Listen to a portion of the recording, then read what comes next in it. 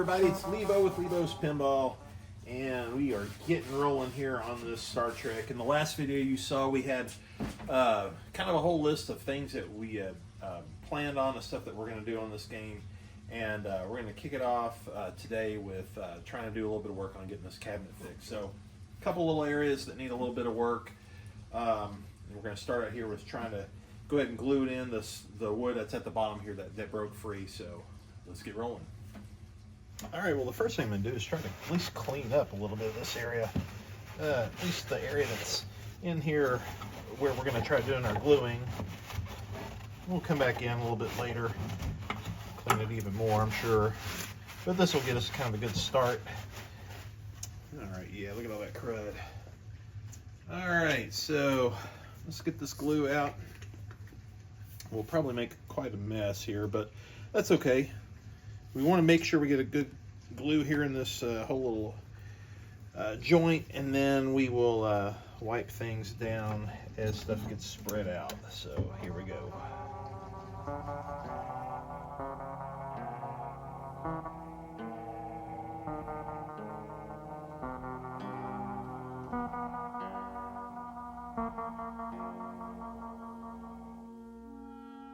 All right, while we're waiting for that glue to dry, at least on the front end, we're going to go ahead and start cleaning up at the cabinet for just a little bit.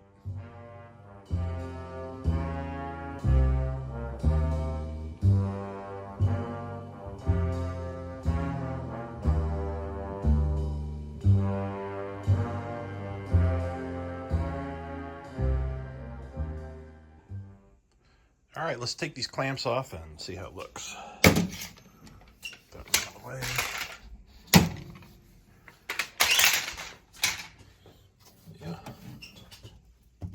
Much better. Yes, that is very solid. All right, so I think the next thing I'm gonna do is let's work on getting this taken care of here. So head's got to come off, so we got to put the playfield back down, get in here to the back box. I got to disconnect the cables to be able to take this off. This got to come off anyways, not only just for fixing that spot back there, but it's be a good time to go ahead and see if we can address that.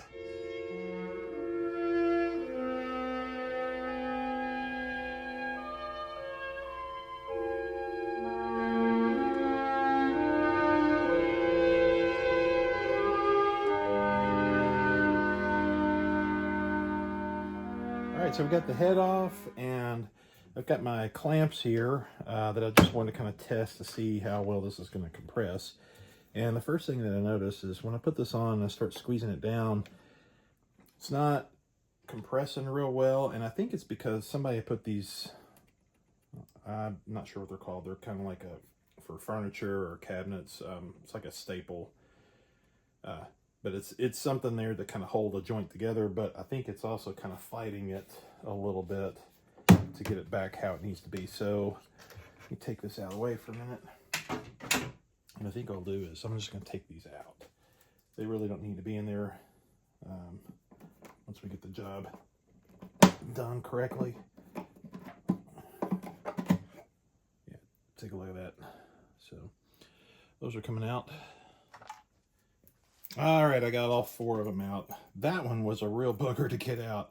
And by the way, this was a tool that I used. Had one of my awesome viewers bring this up to me. Or mention this to me about picking one of these up, and I bought it a while back and really hadn't used it much, but these are going to be handy getting the nails out too. So it was also really helpful here just gripping these little staple pieces and got them out. So anyways, now that I've got that out, let's test this out to see how well this is going to compress now. All right, yeah, that's a lot better. And that's just one. I've got 2 of them. When I do the other side, it'll be good. So, all right, I'm gonna pop these off. I'm gonna run some glue in there, get that all in that joint, get this compressed, and then we'll let that sit up. The other thing I might do is run either maybe a flathead screw. That's probably what I'll do, or maybe a nail right down here, and then on the other end, just to kind of go down in here, just another little bit more support. Not entirely necessary, but I might do that just to add a little little more to it. All right, let's get rolling.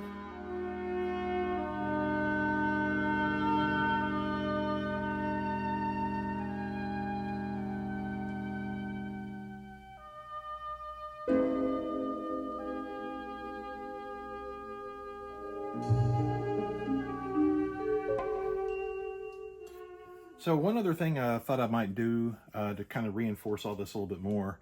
So while that's drying, I'm going to put also this basically a gusset underneath, down inside here. I'm going to put it down in here, position it right underneath here. And what that'll do is that'll also help strengthen just this whole top piece here to the back, and that'll just give it even more strength and rigidity. Now, a couple things that I need to watch, or at least one thing I need to watch out for, these two screws. I got one here, those screw holes where the bolts come in that hold the head down. I cut this piece this length no longer because when I put this in, you know, of course I'm going to put it in underneath this surface, but if you see where these holes are, you kind of got to be careful. You don't want it like over here, it would be blocking that bolt on the bottom side when it comes through. And if you go too far this way, same deal. So when I put this in, I can actually look in through the holes and make sure I'm not blocking anything.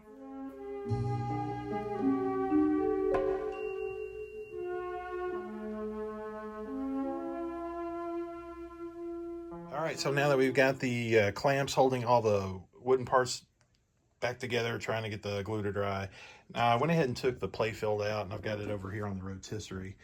But while it's out, this will give me some good access to take care of a couple things. One, this ground cable, the end of it is, like people like to sometimes do, break off the ground pin. And now I could just put in another end, but this whole cable is feeling a little bit raggedy, so we're going to put in a whole new cable here. So this is what I usually like to do. I'll just take one of these that I'll get from the store, cut the end off of it, and then actually wire it in, and it'll be a much more substantial cable than even what I'd even had to start with, really.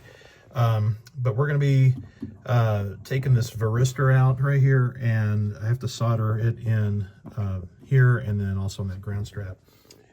So we'll be taking care of that. And then also here on the front end, now that we got the play fit out of the area, we can go ahead and pull this lock bar receiver off, try to clean that up, and then focus here on the front end.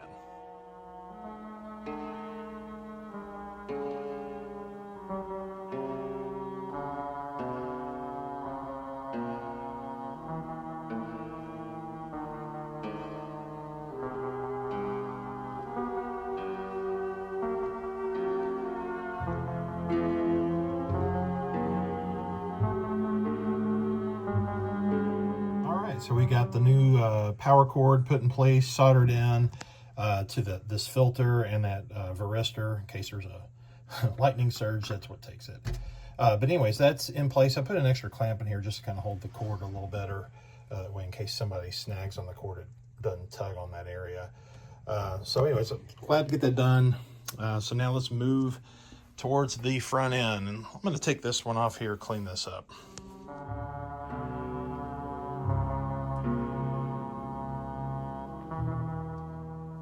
All right, this thing's pretty cruddy. So we're gonna take it apart, see if I can scrub this down. I don't have any evaporust or anything to throw on here, but it's not really all that rusty. You know, maybe a little bit in some spots, but I'm thinking that I can just take Scotch-Brite and just scrub it down and mostly just make it better that way. And also by taking it apart, look how much better this side is. By taking it apart, we can get in there and clean this part. This is a part that actually slides whenever you're locking the playfield down, and so it'll just benefit to clean all that up and get it moving better. And here it is, looking a little bit better. It's not perfect. There's some hard areas to get through there in the corners, but it looks a lot better than what it was. So let's put this back together and get it back in the game. There, that's much better. That was really getting on my nerves. It looked really nasty, so a lot cleaner now. All right, I'm gonna pull this rod out, see if we can polish this up. We'll put in the new springs and make sure it's moving nice and smooth.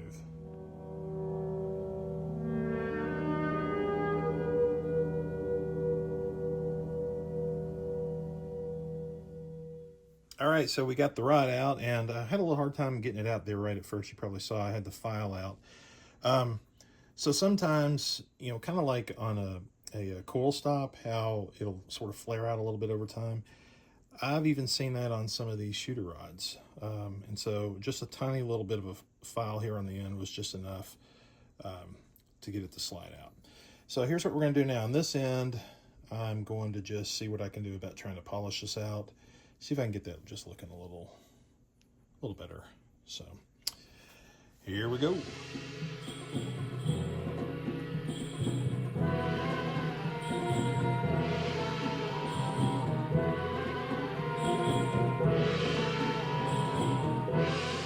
Yeah, take a look at this. I think it looks a lot better. Definitely got a nice little shine to it. So yeah, definitely didn't need to replace it. I'm glad that we were able to just polish this out. So let's put new springs in it, throw it back in. All right, we've got some new springs here from Pinball Resource. All right, let's throw in the barrel spring. Let's see, do we need, yeah, let's grab a washer.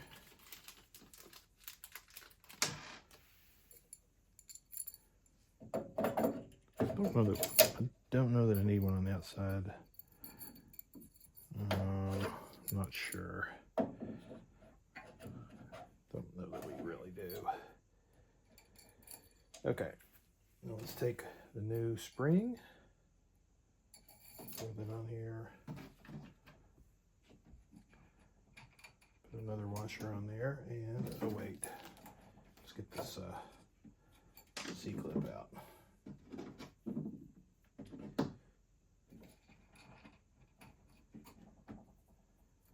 Oh, I forgot to grab my pliers. I got it in with my thumb.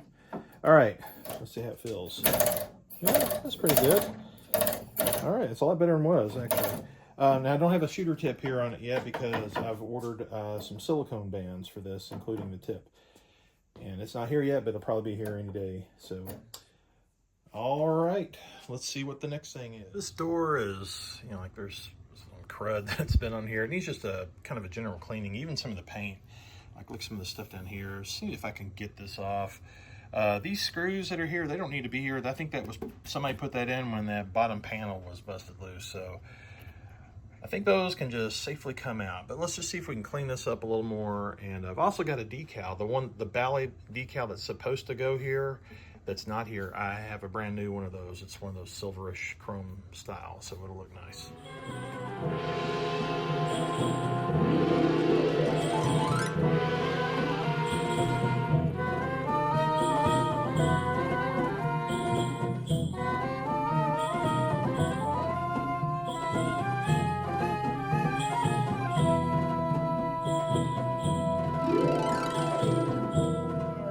Bit of cleaning, got the decal on. It looks actually really nice. I've got those two screws out in the front. Cleaned the legs off and actually scrubbed down the side of the cabinet. It had a lot of dirt that was on it. So I think that's going to wrap it up for today. I've got a lot done. Still got a long ways to go. But we're going to pull these rails off probably next. And that paint on that back box, that blue area, we need to tackle that. So we'll see you guys next time.